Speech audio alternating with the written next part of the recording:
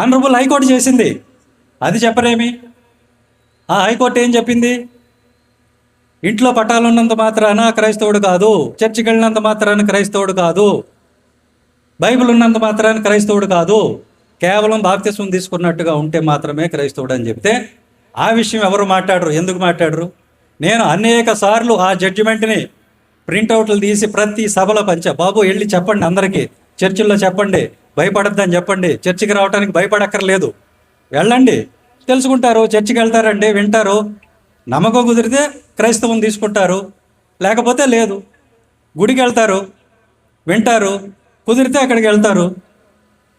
అలాగే ఈ మసీదుకి వెళ్తారు, అక్కడ వాళ్ళు చెప్పేది వింటారు, నచ్చితే ఆ మతానికి వెళ్తారు, అల్లాహు అక్బర్ అంటారు. వినాలి కదా ముందు. ప్రూవెన్ ఫ్యాక్ట్ ఏంటంటే మతం మారినంత మాత్రాన కులం అనేది పోదు, కుల వివక్ష పోదు. కులం అనేది మన ఒంటి మీద ఉన్నటువంటి చర్మం లాంటిది. ఈ చర్మం పోదు. నువ్వు పుట్టినప్పుడు ఏ చర్మం ఉంటుందో, ఏ రంగులో ఉంటుందో, చనిపోయేదాకా కూడా అదే ఉంటుంది. ఈ మతం అనేది మనం వేసుకునే బట్టలు లాంటి. ఇవి మార్చుకోవచ్చు. ఈరోజు హిందూయిజంలో ఉండొచ్చు, రేపు క్రైస్తవంలోకి రావచ్చు, ఎల్లుండి మళ్ళీ బుద్ధిజంలోకి వెళ్ళొచ్చు, అవతల ఎల్లుండి ఇస్లాంలోకి వెళ్ళొచ్చు. ఇది మారుతుంది, కానీ ఈ చర్మం మారుతుందా? కాబట్టి కులం అనేది పుట్టుకతో వచ్చింది. నీవు చనిపోయినా కానీ పోదు. ఎందుకంటే చనిపోయిన తర్వాత నిన్ను ఎక్కడ ఖననం చేయాలో కూడా నీ కులమే నిర్ణయిస్తుంది. ఎక్కడ పడితే అక్కడికి నేను రానివ్వరు. సవర్ణుల ఈ శ్మశానానికి నిన్ను రానివ్వరు. మళ్ళీ అంటరాని వాళ్ళ శ్మశానం ఎక్కడైతుందో అక్కడికి వెళ్ళాలి. అక్కడేంటి ఆచారం? అక్కడ కాల్చడం లేదు. అంటరాని వాళ్ళ శ్మశానాల్లో పూడ్చటమే ఆచారం. కాబట్టి పూడుస్తారు. పూడ్చిన తర్వాత సమాధి కడతాడు. ఇదిగో ఇది క్రైస్తవం అంటాడు. మీకు తెలియదు ఏంటంటే సమాధి చేయటం అనేది ఈవెన్ బ్రాహ్మణుల్లో ఉంది, కొన్ని తెగల్లో. కేవలం క్రైస్తవుల్లో మాత్రమే లేదు, మిగతా వాళ్ళలో కూడా ఉంది. ఇది తెలుసుకోవాలి.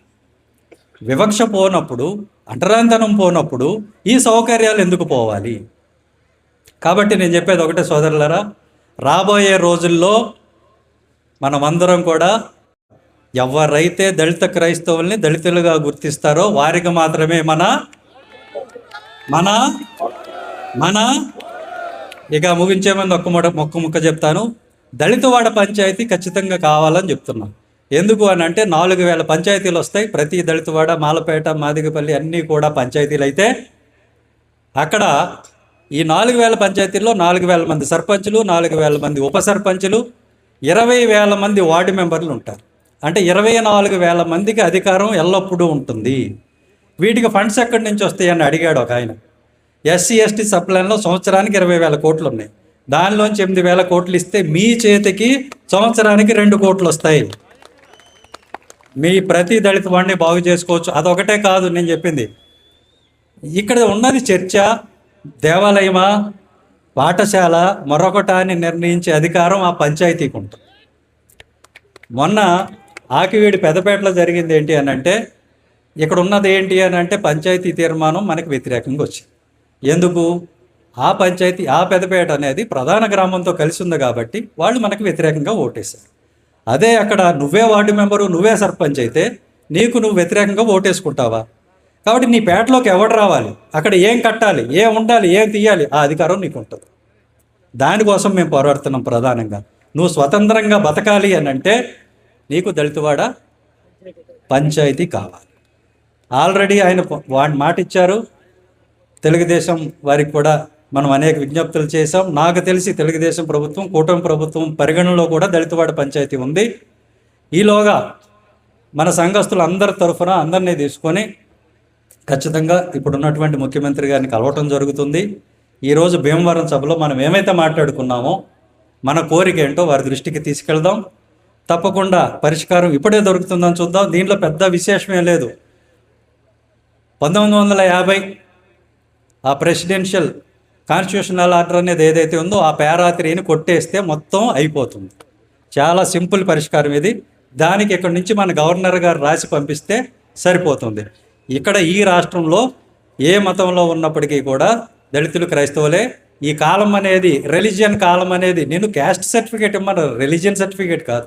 కాబట్టి రిలీజియన్ అనేది తీసేస్తున్నామని చెప్తే చాలు. దీనికోసం రాబోయే రోజుల్లో ఖచ్చితంగా మనం పోరాడతాం కలిసి. మీ అందరికీ తెలుసు, ఇప్పుడు మన సోదరుడు అన్నాడు ఇక్కడ ప్రాబ్లం వస్తే ఎవరు వచ్చారో మీ అందరికీ తెలుసు. పెద్దపేటకి నెలకి సరిపడా గ్రాసం ఎవరు పంపించారో మీకు తెలుసు, నేను చెప్పుకోక్కర్లేదు. బెయిల్ ఎవరు అరేంజ్ చేశారో మీకు తెలుసు.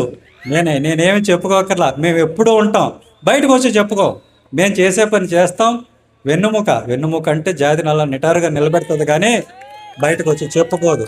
అది మేము. కాబట్టి సోదరులారా, ఇక్కడికి విచ్చేసిన అందరికీ కూడా మరొక్కసారి ధన్యవాదాలు. ముఖ్యంగా వెళ్ళినంత మాత్రం బలవంతంగా నువ్వు క్రైస్తవుడు ఏంటి తప్పు? చర్చికి వెళ్తే అది నేరమా? క్రైస్తవుడిగా ఉండటం నేరమా? అదేమన్నా తప్పుడు పనా? బ్యాంకు కన్నాలు వేయటమా అండి క్రైస్తవుడిగా?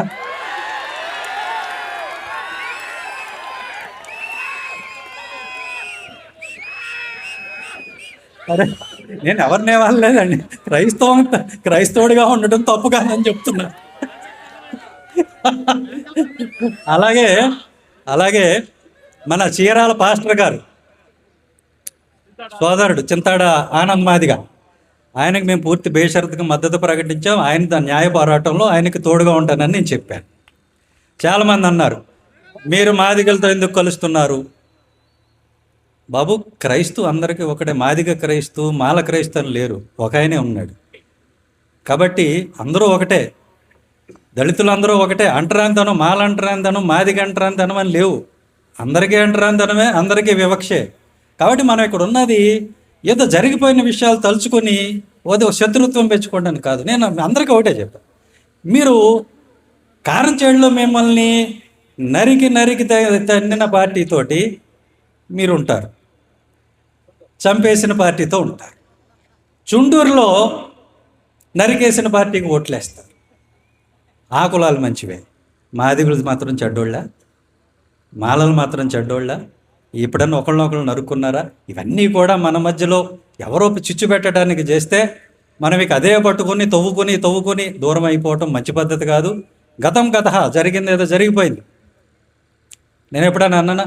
నాకు ఆపద వచ్చినప్పుడు మాదిగలు ఎవరు మాట్లాడలేదు, మా దాసరి చెన్నకేశవులే మాట్లాడాడు, మా కులపోడే మాట్లాడాడు, మా విద్యాసాగరే మాట్లాడాడు, వీళ్ళు మాట్లాడలేదని నేను ఎప్పుడన్నా మాట్లాడాను? అవన్నీ తప్పు, మాట్లాడకూడదు అట్లా. ఒక రెండు కులాలు కలుస్తున్నప్పుడు, ఒక మంచి జరుగుతున్నప్పుడు దాన్ని చెడగొట్టే మాటలు మనం మాట్లాడకూడదు. కనీసం మనం ముందుకు తీసుకెళ్ళాలి తప్ప, మనం ఒక తాటి మీద ఉండాలి తప్ప, విడగొట్టేటువంటి సహోదరులు కలిసి ఉండట ఎంత మనోహరం అని ఉంది బైబిల్లో. మరి సహోదరులే కదా, మరి ఎందుకు? నాకు కొంచెం వాక్యం తెలుసు, ఎందుకంటే ఇగో మా చింతలపూడి వాళ్ళు అందరూ వచ్చారు. మా తాతగారు చర్చ్ ఆఫ్ సౌత్ ఇండియా సిఎస్ఐలో ఆయన పాస్టర్ గారు, మా గ్రాండ్ ఫాదర్ ఆయన సిఎస్ఐ హెడ్ మాస్టర్ కూడా. ఆయన పేరు నూతులపాటి కాంతయ్య గారు, మా అమ్మమ్మ గారి పేరు నూతులపాటి ఎస్తేరమ్మ గారు. కాబట్టి వాళ్ళు ఎప్పుడు పొద్దున్న లెగిసిన దగ్గర నుంచి, నేను మా తాతగారి ఇంట్లో పెరిగా కొంతకాలం. పొద్దున్న లెగ్గానే ప్రార్థన ఉంటుంది, టిఫిన్ చేయడానికి ప్రార్థన ఉంటుంది, లెగిసిన వెంటనే ఒక ప్రార్థన, టిఫిన్ చేయడానికి ఒక ప్రార్థన, బయటికి వెళ్తుంటే ఇంకో ప్రార్థన. అదృష్టవశాత్తు మనం భోజనం బయట చేస్తే పర్లేదు, కానీ మళ్ళీ ఇంటికి వచ్చి భోజనం చేస్తే భోజనానికి ఒక ప్రార్థన, సాయంత్రం బైబిల్ చదివి కీర్తనలు పాడి ఆ తర్వాత మళ్ళీ ఇంకో ప్రార్థన భోజనం తర్వాత. ప్రతిరోజు, ఒకరోజు కాదు. అలాగే ఏ మాట మాట్లాడాలన్నా దానికి ముందు ఒక బైబిల్ ఒకటి రిఫరెన్స్ తీస్తారు. ఎవరన్నా గొణుగుతున్నారు అనుకోండి, ఈ గొణుగుడే ఇశ్రాయేలుని నాశనం చేసిందంటారు. ఏంటమ్మా వాళ్ళు ఎవరు? ఇక్కడ మనం కొనుక్కోవటానికి ఇశ్రాయేలీలకి సంబంధం ఏంటి అని అంటే ఏదో చెప్తారు. ఈ డొనాల్డ్ ట్రంప్ వెళ్ళి అక్కడ హర్ముజ్ జలసంధి మీద పడినట్టుగా. అలాగా క్రైస్తవం అనేది ఒక జీవన విధానం. అలాగే నేను ఈ మాట ఎందుకు చెప్తున్నానంటే, మా తాతగారు ఇంగ్లీష్ పండిటు, చదువుకున్నాడు, హెడ్ మాస్టరు అయినప్పటికీ కూడా, ఆయన క్రైస్తవుడు అయినప్పటికీ కూడా ఆయన ఎవ్వరూ కూడా క్రైస్తవుడు అని అనలా. మాల మాస్టర్ అనేవాడు. మాల మాస్టర్ వెళ్తున్నారు అనేవాడు. మరి ఏంటి ఆయన క్రైస్తవుడా? ఏం ఉపయోగం? నేను మాట్లాడాలనుకున్న పాయింట్ అది. ఆయన ఏదైతే అండి, మరి మా నాన్నగారి తండ్రి, ఆయన పేరు పాతాళ పెంటయ్య గారు, ఆయన హిందువు, అలానే ఉన్నారు. మరి ఆయన ఆయన ఆయన ఎలాంటి హోదా అనిపించాడో పెదమాలగా, ఏ కులంలో ఉన్నాడో జీవితాంతం అదే కులంలో ఉన్నాడు. మరి క్రైస్తవుడిగా ఉన్నటువంటి ఇంకొక ఆయన కూడా అదే కుల వివక్ష అనుభవించాడు.